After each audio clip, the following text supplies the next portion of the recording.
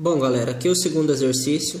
Seja f de xy igual a x seno de xy, onde xt é igual a t à quinta e yt é igual a t a menos 3. Encontre df sobre dt para t igual a π sobre 2. Então aqui, ó, a gente vai utilizar o método da árvore, certo? Então tá lá. A derivada de f em relação a t vai ser a somatória da multiplicação dos caminhos que f percorre para chegar a t. Lembrando que o f ele é uma função que depende de duas variáveis, do x e do y, certo? Então a gente tem o x, que depende por sua vez de uma variável só, que é o t, e o y, que também depende de uma variável só, que também é o t, certo? Então a gente tem aqui, ó, que a derivada de f em relação a t é a derivada de f em relação a x vezes a derivada de x em relação a t. Então é esse primeiro caminho que o f percorre para chegar em t, mais a derivada de f em relação a y vezes a derivada de y em relação a t, que é o outro caminho que f percorre para chegar até t. E agora a gente vai calcular essas derivadas aqui, certo? Então aqui, ó, a derivada de f em relação a x é da função aqui, ó, x seno de xy, certo? Então tá aqui, ó. Eu derivei o x e vou derivar o seno de xy, mais o x vezes a derivada do seno de xy. Aqui é a regra do produto, então é a derivada da primeira vezes a segunda, mais a primeira vezes a derivada da segunda, certo? Então aqui, ó, a derivada do x vai ser 1, vezes seno de xy vai continuar sendo seno de xy. Aí aqui é uma função composta, o seno de xy, e eu tenho que derivar ela, tá? Como o y é constante, eu vou copiar ele fora, mas eu vou manter ele aqui dentro, por causa dessa regra da cadeia, certo? Então ele vai multiplicar esse x que está aqui fora. Vai ficar xy cosseno de xy. Então aqui a derivada de f em relação a x, a gente tem seno de xy mais xy cosseno de xy. A derivada de x em relação a t, certo? É a derivada de t elevado à quinta, então ela é 5t elevado à quarta. A derivada de f em relação a y, certo? De novo aqui em cima. Agora eu vou isolar o x daqui de dentro porque ele é a minha constante, certo? Esse x pula para fora porque ele está multiplicando e ele é constante. E esse x eu vou fazer a mesma coisa.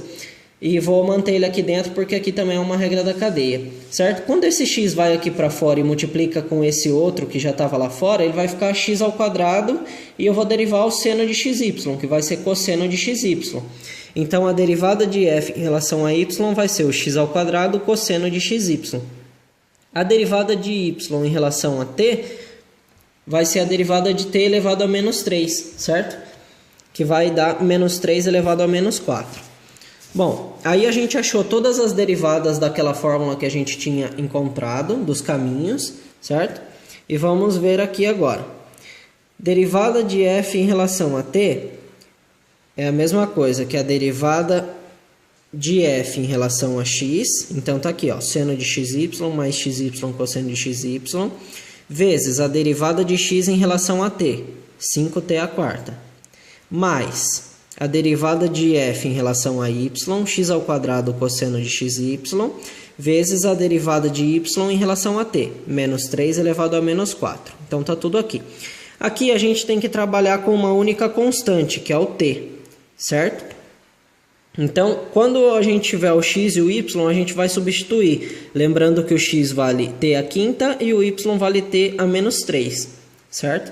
Então, aqui ele vai ficar substituindo seno de t à quinta vezes t a menos 3, mais t à quinta vezes t a menos 3, cosseno de t à quinta vezes t a menos 3, vezes o 5t à quarta, mais o t à quinta ao quadrado, certo? Porque aqui o x vale t à quinta ao quadrado,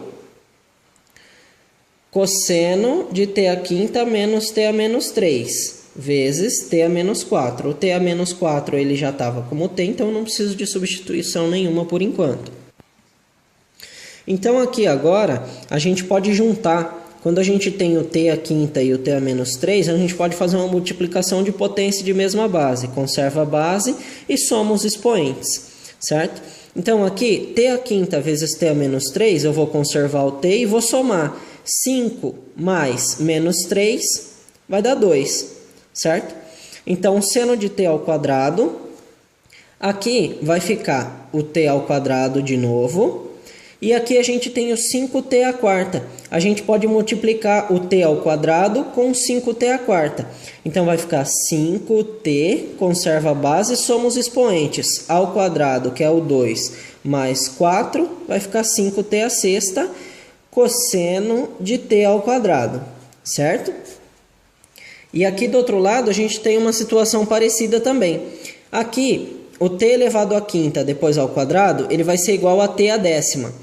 E aqui a gente tem o menos 3t a menos 4, certo? Então, vou copiar esse menos 3, que é a constante.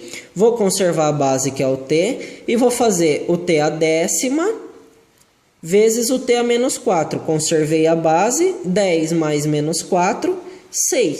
Então, ficou menos 3t elevado à sexta, cosseno de t ao quadrado, certo?